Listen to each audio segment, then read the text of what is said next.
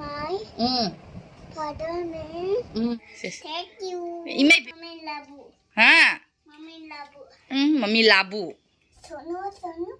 Sono. Mama mami cái cậu cái bà độ. Diwali. Ngasi cái hijang se hao rồi. Hai mẹ mà khơi cái paru cái khutum se ung nè. Kamai tum mình nói ung nè. Paru. Ô paru. Ô paru. Ai nè bathroom đấy sinh sản là tại nghe sản là cái năng ngang bà đâu gặp free hong độc pira mà thì tụi mình na muôn sẽ cả đặc tao rồi cái muôn cái sẽ khát là cái tụm nó làm gì không căng là tao ngay là căng tao tha đấy rồi hojik na ma pung manga tar bao tụm na lấy đấy duga horen na pung ama tar bao ai ki kok ta chung khat na lấy rồi Dipali cái này ngoni sunu da cái này sunu ô sunu nang mà mình ta ngay lâu đi chứ sunu ka wengo da ka kawi mine Dipali ye ma'am pakora thongba yam hawgre pakora thongba ma'am hawgre ga agi blog se ma'am pakora thongba do ngarang gi video oi hai gi drobne ba kwa ai video se dinga si nong mage dum sa tharak pane ba do ngarang gi na pakora thongba da dum lotion gre na kwa adu gi ma khata ba hojik mo video ne adu nong dang se nga tang doi ne ba adu pakora manam nei mung se loi ba manam no si bana bandra manam na do ai khul se man ai khul se manam nam mam ne ba khara khara do phi khara su do re sanda ge khoi paru gi nong mage yong ayukta brush ta ra chot pa do adu phi du mu lai khara baro gi momo baza chalu bu du momo chot khara ko mo hojing mu on do ya do mayam ba gi su phi khara lai ra do adu sum phiron sing do dum su do ko da khot ta gi manam di khara ko khara do imung manung si da de ne khoi jenam manam adu gai di dal chini ke khoi ke no taw ki ba gi ne khun manam nung si ra ya ni adu thabak su loi ra pa da ngai ri mayam ai su hoju pham ni paru di nu ngai tu mi ngus aina mon nge ma khajen mangi lauthora ba aduga maya madi larik tawri phamung da ka khale ma ngang de aina ngang bi roi ga ina to banu ngai bi dana adu ngang da bada ma phamung ga khale ma hekta ma sama makha da like taw bani ba adu jom phamung da ka khale ina heng ngang da na phamung da ta like taw ning ado GK gi exam ne GK gi exam lai ri ne date 6 ta ado ma hoje ma homework tawri maths ke tuition da gi pithare ina ne ado jing mamangi video do editing to ba khot pa loi re ado jik thang ka tor mane pung taruk ta re pung taruk ta dum thangal ya ba editing loi re ai de video editing se to ba loi re pung taruk ta dum thangal na tre pung taruk ki manang se de video editing loi na ba taw bo na ri ne ba do hon loi re hoje ado jik thangal la ge adu loi ra ga muk sanda ge ke to ba ya ba dum routine me am da sum se tam jara ke khoi paru di ang se phuri ka ha ga ta na to mai na ising chot la du de ne ka no lipi ra ba mai phuri se lipi ra ba Aujiti on the olang in the ing but the lake India ba on the olang in the puriche lauturak hanging how to mogola paga and ising in bajurpa to the recent biba. Other ma'am asigi video upload tau hige. Uraba Agachara April low to a young. Very dirt no.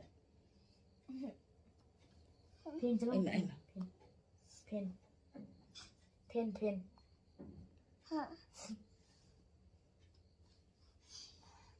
Cái đó nè, cái tụm học lên không, tụm học là bắt đầu phi lâu thôi này cấp ba học lên, lâu thôi cái nó, này sinh nhâm sản này, phiền tha đấy nè, ngoài này ngày này phiền tha bây giờ, hả, बहुत अच्छा cái này phi lên cái hai này mà không được, babu, mama mami cái kau kya, Diwali. hả, Dipali à, cái nào nó Dipali?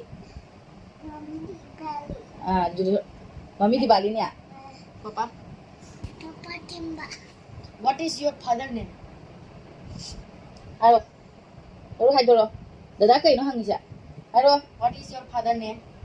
My father Is name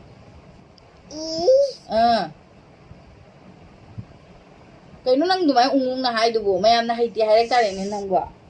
Aro nang father name hai roi do. Hai rồi cái hai cái nó video tàu đi hai đôi đi hai ôi à đấy, atra đi tụm hai bạn my father name is my mother name is cái nào tụm hai là đôi anh là Dipali anh ta có đó đôi na mau chỉ thôi tiếng anh là Dipali anh cậu lấy đi, nãy xuân đã thâu lâu xuân đã lại tàu xuân nãy xuân đã thâu lâu, là rồi hậu bị bây giờ đi ngang lên cả,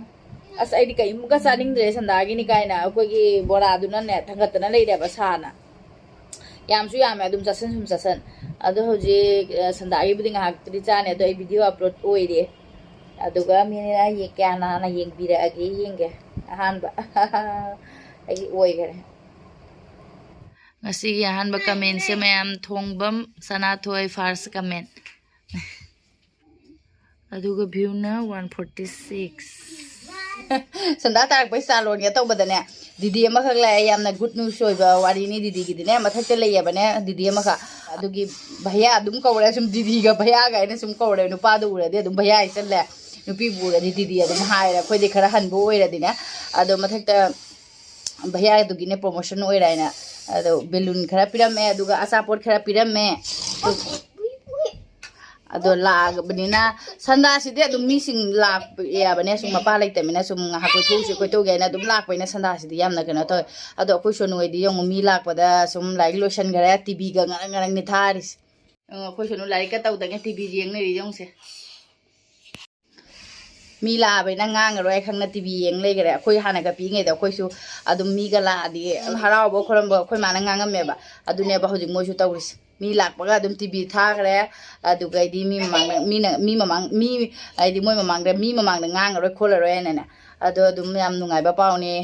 ꯑꯗꯨ ꯚꯩꯌꯥꯗꯨꯒꯤ promotion ꯑꯣꯏꯔꯦ ꯍꯥꯏꯅꯅꯦ ꯑꯗꯨꯝ ꯕꯤꯜꯗꯤꯡꯁꯤꯒꯗ ꯌꯦꯜꯂꯤꯕ ꯔꯁꯒꯨꯜꯂꯥꯒ ꯑꯗꯨꯒ ꯃꯁꯦ ꯕꯦꯁꯟꯒꯤ ꯂꯗꯨꯅꯤ ꯑꯗꯨꯝ ꯑꯩꯈꯣꯏ ꯑꯍꯨꯝ ꯂꯩꯌꯦꯅ ꯑꯣꯏ ꯃꯥꯜꯂꯦ ꯑꯍꯨꯝꯒ ꯄꯨꯔ ꯂꯥꯛꯑꯦ ꯑꯗꯣ ꯁꯨꯝ ꯕꯤꯜꯗꯤꯡꯁꯤꯃ ꯌꯦꯜꯂꯤꯅꯦ ꯍꯥꯏꯅ ꯑꯗꯨꯝ ꯕꯤꯜꯗꯤꯡꯁꯤꯃꯗꯤ ꯑꯗꯨꯝ ꯂꯣꯏꯅ ꯌꯦꯜꯂꯤꯅꯦ ꯍꯥꯏꯅꯅꯦ ꯁꯨꯝ ꯍꯔꯥꯎꯔꯝꯃꯤꯅ ꯇꯧꯔꯤꯅꯦ ꯑꯗꯣ ꯍꯧꯖꯤꯛ ꯆꯥꯔꯒꯦ ꯗꯤꯗꯤꯅ ꯄꯤꯔꯝꯕꯁꯦ ꯆꯥꯔꯒꯦ ꯑꯩꯈꯣꯏ ꯁꯨꯅꯨ ꯆꯥꯔꯒꯦ ꯍꯥꯏꯅ ꯂꯣꯏꯔꯦ ꯃꯤ ꯃꯈꯥ ꯄꯨꯈ꯭ꯔꯣ ꯃꯃꯥꯒꯤ ꯂꯧꯍꯧꯔꯒꯦ ꯅꯣꯏꯅꯤ ꯆꯥꯎꯔꯁꯨ ꯃꯈꯥꯗ ꯏꯃꯨꯡꯗ ꯑꯣꯔꯣ ꯊꯥꯗꯔꯤ ꯇꯧꯔꯦ ꯕꯥꯕꯨ ꯅꯪ ꯀꯩꯗꯧꯅꯣ ꯕꯦꯂꯨ ꯅꯪ ꯐꯪꯕ ꯁꯨꯝ ꯀꯥꯝ ꯂꯩꯈ꯭ꯔꯦ ꯆꯣ ꯃꯈꯥ ꯆꯥꯎꯔꯁꯨ Momo. ꯑꯗꯨ ꯃꯣꯃꯣ ꯅꯠꯇꯦ ꯃꯃꯥ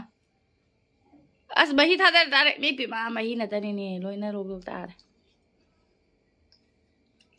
ꯅꯣꯟꯊꯔ ꯆꯥꯎ ꯃꯃꯥ ꯅꯣꯟꯊꯔ ꯆꯥꯎ ꯃꯤ ꯄꯤꯃꯥ ꯍꯩꯕꯅꯤ ꯅꯣꯟꯊꯔ ꯆꯥꯎ ꯀꯥꯏ ꯅꯣꯟꯊꯈꯤꯗꯅ ꯁꯨꯝ ꯃꯉꯛ ꯊꯦꯡꯈ꯭ꯔꯅꯤ ꯄ꯭ꯂꯦꯠꯁꯤꯗ ꯍꯥꯎꯕ꯭ꯔꯣ ꯃꯃꯥ ꯍꯥꯎꯋꯦ Sanai. Hacha. Hacha. What hacha? ꯁꯅꯥꯒꯤ ꯑꯍꯧꯕ ꯄꯣꯔꯛꯏ ꯃꯥꯜꯂꯦ ꯑꯩꯁꯨ ꯆꯥ ꯊꯛꯄ ꯍꯥꯏꯅ ꯍꯥꯏꯕ ꯑꯗꯨꯝ ꯋꯥꯔꯤ ꯁꯥꯟꯅꯔꯒ ꯆꯥ ꯈꯔ ꯊꯛꯑꯦ ꯆꯥ ꯊꯛꯈ꯭ꯔꯕꯅꯤꯅ ꯔꯁꯒꯨꯜꯂꯥꯒꯁꯦ ꯆꯥꯅꯤꯡꯗꯦꯗ ꯑꯗꯨꯏꯗꯤ ꯑꯗꯨꯝ ꯕꯣꯔꯥ ꯊꯣꯡꯕ ꯆꯥꯈꯤꯕꯒꯅꯦ ꯄꯀꯧꯔꯥ ꯊꯣꯡꯕꯗꯣ ꯆꯥꯈꯤꯕꯒ ꯈꯅꯥꯎꯁꯦ ꯀꯩꯅꯣ ꯇꯧꯂꯦꯕ ꯀꯣꯜꯀꯇꯥꯒꯤ ꯔꯁꯒꯨꯜꯂꯥꯗꯤ ꯍꯥꯏ ꯀꯥꯟꯅꯗꯤ ꯍꯥꯎꯋꯦ ꯑꯗꯨꯅ ꯀꯣꯜꯀꯇꯥꯒꯤ ꯐꯦꯃꯁ ꯗꯤꯁꯅꯤꯁꯦ ꯑꯗꯣ ꯑꯩꯈꯣꯏꯒꯤ ꯀꯔꯦ ꯑꯁꯤꯗ ꯑꯗꯨꯝ ꯄꯥꯔꯇꯤ ꯑꯁꯤꯗ ꯑꯗꯨꯝ ꯕꯥꯔꯗꯦ ꯄꯥꯔꯇꯤ ꯈꯪꯗꯦ ꯑꯦꯅꯤꯚꯔꯁꯔꯤ ꯄꯥꯔꯇꯤ ꯈꯪꯗꯦ ꯑꯗꯨꯝ ꯆꯠꯂꯤꯁꯦ ꯑꯗꯨꯝ ꯔꯁꯒꯨꯜꯂꯥ ꯌꯥꯎꯔꯕꯅꯦ ꯃꯌꯥꯝ ꯄꯨꯝꯅꯃꯛ ꯁꯨꯝ ꯍꯥꯏꯔꯤꯕ ꯀꯜꯀꯇꯥ ꯂꯩꯔꯒ ꯀꯔꯤꯒꯤ ꯔꯁꯒꯨꯜꯂꯥ ꯆꯥꯔꯣꯏꯗꯅꯣ ꯍꯥꯏꯅꯅꯦ ꯍꯥꯎꯁꯨ ꯍꯥꯎꯔꯤ ꯔꯁꯒꯨꯜꯂꯥꯁꯦ ꯑꯗꯣ ꯁꯤꯅ ꯕꯦꯁꯟꯒꯤ ꯀꯩꯅꯣꯅꯤ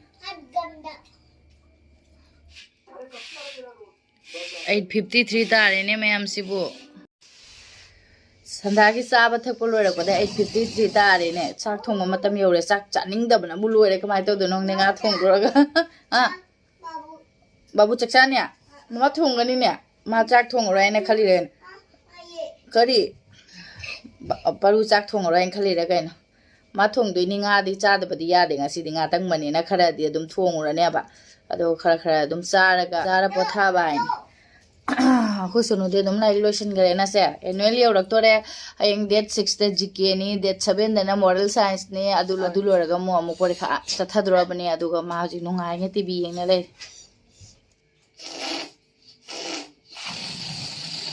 ꯌꯦꯡꯉꯨꯅꯦ ꯕꯦꯂꯨꯟ ꯀꯥꯝꯕꯗ ꯅꯪ ꯍꯦꯟꯖꯥꯡ ꯊꯣꯡꯗꯣꯛꯄꯅ ꯐꯔꯦ ꯍꯥꯎꯅ ꯑꯩꯒꯤ ꯐ꯭ꯔꯤꯖꯁꯦ ꯃꯩꯁꯨ ꯆꯥꯈ꯭ꯔꯦ ꯇꯧꯏꯕ ꯑꯩ ꯉꯁꯥꯏ ꯉꯥꯁꯦ ꯌꯥꯝꯅꯗꯤ ꯑꯆꯧꯕꯗꯤ ꯉꯥꯗꯤ ꯅꯠꯇꯦ ꯀꯦꯖꯤ ꯑꯃꯒ ꯀꯩꯅꯣꯅꯤ ꯇꯧꯁꯦ ꯍꯧꯖꯤꯛ ꯊꯣꯡꯉꯅꯤ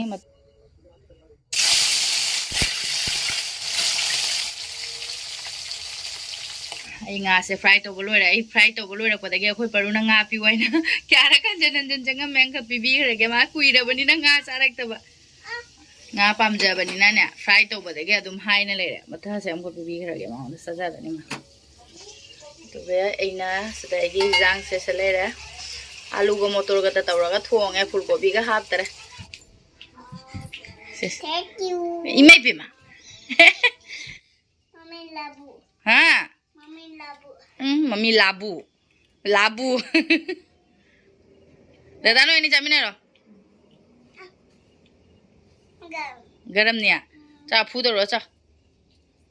Ai sai thum lai rak pa. Toi thum cha phu chi so dum pheng do ki ba so to hapsal lage thum se ho rank khalu. Asigi ligli jar se asi kg ma sande aina mapa han ma chat pa matam da igi amadu de kg ma he na challe bane adu da thum hamna ra mane do khoi mapa da ina achar haw ki ba adu do masa se obe da kg se chande awat pasina he likhara ga hapchalani ai nga maring ga se tai karim ga hapa ga ngawroi adum asi tama thum gara hapa ga zai rage adusu awasida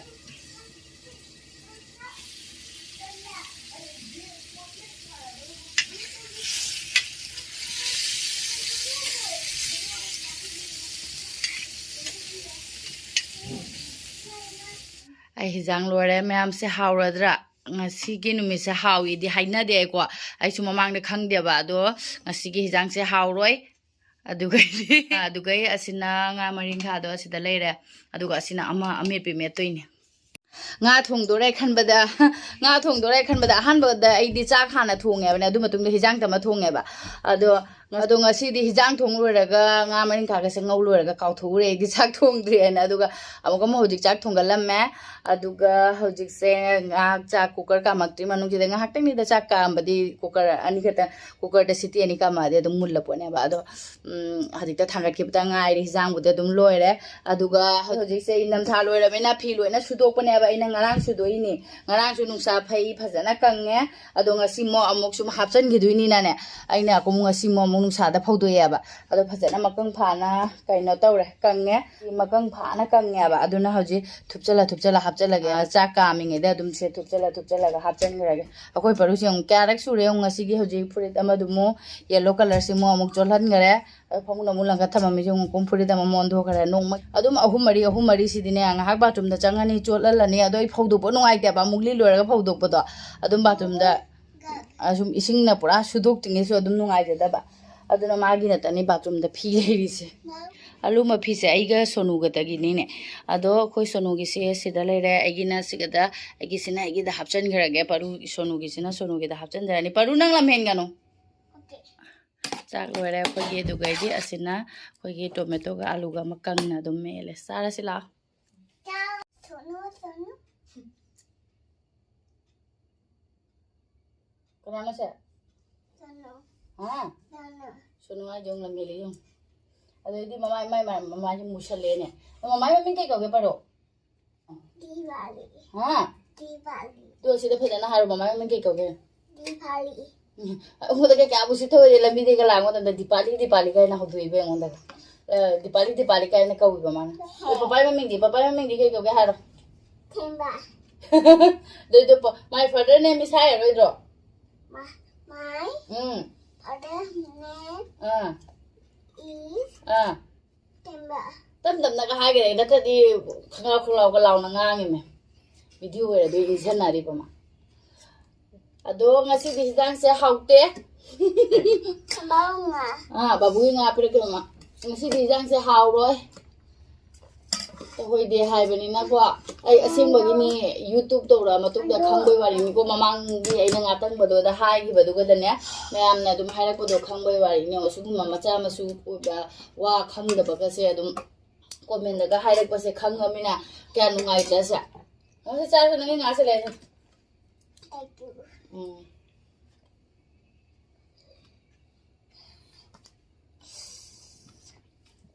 So nga sa daw Yeah. Punta. Hojik se pung taraga makhai tare ga ro ta dor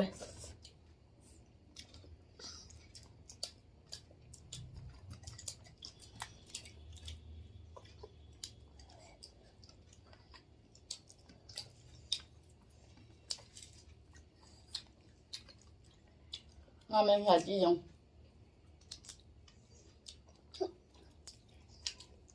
nhưng mà nó bùi khả lẻ mình chứ akwai ngatan musamman ya mga punga tangmin na la akwai na yung mga isa na maragtig dum khang man ya ba iswa am nung ning ra sanganti ye na nganan sa jadwa adu numitagi wo bazani ya ba sanganti gi mathang numitagi ra no hangde ado yung lomdagi hairakte ba adu aisu ni buni bude dum tara ba adu sanda du tharamda yoraga aise nungai tamna lora ba khara khasu taraga aise function na idea function da saraga du thaba ka hai nungai te ba adu de ani kubok ta hang ba kubo khoi jumang ba ne na kubok no khare ne kana hairake ne na adu bai su ni muni butana to ni dai kubo na hai ba kubok na hoi ne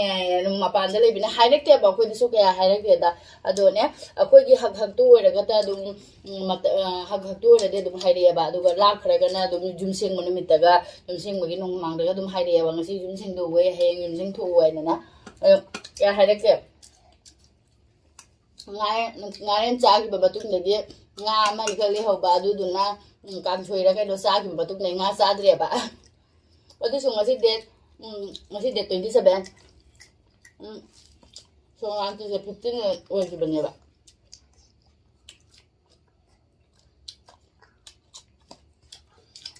ning ra aduh bonta bu sushi bener pak hannya na ini boy di mosori di laut sana buka imja pun nanti goodbye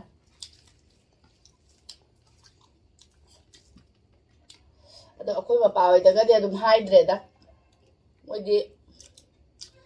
de kamai na su hydre na do mai am puna chamina mina tisu se dam sar no ha be su yara aduna moi de khanan ja ai di jum lai bani anu ngai ta pesum lai krom krom ta bani na asini me am ai gi adum nga tang bagi blog mate am ta do hanning na sum se mani me am ado ai video se dum ngai te dum comment da ha biram mu ka ado lo sanjera ge ngasi de dum video se da thank you Apa video yang nungai bina madi like subscribe jangan lupa. news part mo kare par mo so na